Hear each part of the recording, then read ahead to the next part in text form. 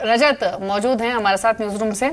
अब RBI policy की बात हो रही है तो यही जान लेते हैं जैसे कि जो पोल है वो क्या इंडिकेट कर रहा है, जिन इंस्टीट्यूशन से उनकी बातचीत हुई है, बैंकर से बातचीत हुई है या फिर मार्केट पार्टिसिपेंट से बातचीत हुई है, वो क्या मान रहे हैं, 25 या फिर 50 बेसिस पॉइंट, क्या लग रहा है रजत?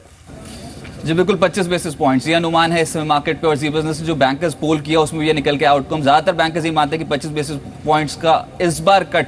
इनफैक्ट होना बहुत ज्यादा जरूरी भी है इस समय सिस्टम के लिए। एसबीआई तो यहां तक मानता है कि 50 बेसिस पॉइंट्स का कट बहुत ज्यादा जरूरी है, लेकिन जो हमने पोल किया उसमें 60% बैंकर्स मानते हैं कि 25 बेसिस पॉइंट्स ब्याज दरें घटेंगी, रेपो रेट में 50 बेसिस पॉइंट्स का कट हो सकता है। 30% बैंकर्स मानते हैं कोई कटौती नहीं होगी, 10% ब्रोकर्स का मानना है। सीआरआर में इनफैक्ट यहां पर लिक्विडिटी की सिचुएशन ऐसी है कि सीआरआर में भी कटौती का अनुमान लगा रहे हैं 20% बैंकर्स, लेकिन ज्यादातर जानकार यही मान रहे हैं कि सीआरआर नहीं रेपो रेट में इस बार कटौती हो सकती है। अब इनफैक्ट 2016 का जो आंकड़ा है वो है 50 बेसिस पॉइंट्स, ज्यादा यहां पर 50 बेसिस पॉइंट्स कटौती हो सकती है, 50% बैंकर्स का मानना है, और 75 बेसिस पॉइंट्स 30% ब्रोकर्स मानते हैं। यानी शॉर्ट यहां पर आने वाले समय के लिए इंटरेस्ट रेट सिनेरियो जो होगा वो रिड्यूसिंग रेट्स पे ही आने वाले समय के लिए होगा। इनफैक्ट बैंकर्स जो हमने बात की उसमें एसबीआई जो मैं बात कर रहा हूं 50% 0.5% का जो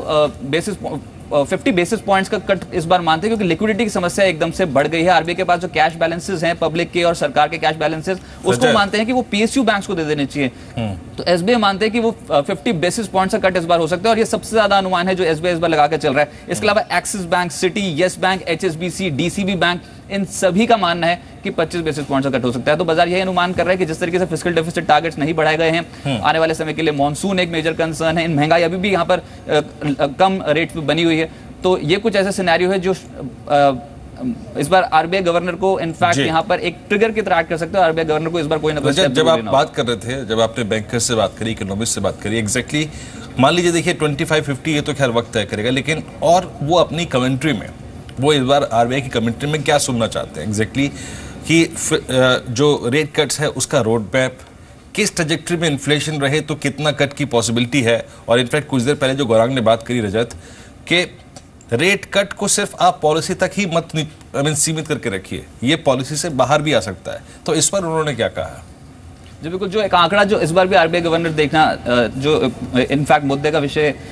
है वो यही है कि जो महंगाई है, ये मॉनसून लगातार 2 साल में जो खराब मॉनसून की स्थिति हुई है, इस बार मॉनसून कैसा रहता है, और ये आंकड़ा बहुत मायने रखेगा इस समय आरबीआई गवर्नर के सामने। देखिए, एक तो ये महंगाई का मुद्दा हो गया, इसके चलते अभी तो यही सिनेरियो की ब्याज दरें घट सकती है, लेकिन गोइंग फॉरवर्ड आने वाले समय के लिए क्या फ्यूचर कमेंट्री होगी आरबीआई गवर्नर की ओर से, ये बहुत बड़ा एक मुद्दा होगा इस आरबीआई पॉलिसी में। और दूसरा, फेड के जो भी बयान आए हैं जिसमें उन्होंने साफ तौर पर बोल दिया कि यहाँ पर ब्याज दरें पहले जो ट्रेजेक्टरी थी उस ट्रेजेक्टरी के हिसाब से नहीं बढ़ेंगी, तो वो एक और पॉइंट है जो आरबीआई गवर्नर ध्यान में रखेंगे, और उसके चलते भी हो सकता है कि आरबीआई गवर्नर इस बार की पॉलिसी में कुछ एक्शन लेते हुए नजर आए। लेकिन आने वाले समय में फ्यूचर प्रोस्पेक्ट्स क्या होते हैं और इन्फ्लेशन किस ट्रेजेक्टरी में जाती है, फेड की कमेंट्री कितना बड़ा एक सेंटिमेंट क्रिएट कर सकती है आरबीआई गवर्नर के सामने, ये कुछ अहम मुद्दे होंगे जो इस पॉलिसी में ट्रैक होंगे। जी